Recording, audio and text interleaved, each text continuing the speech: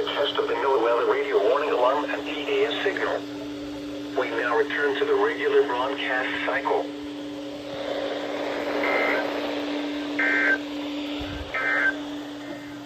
The travel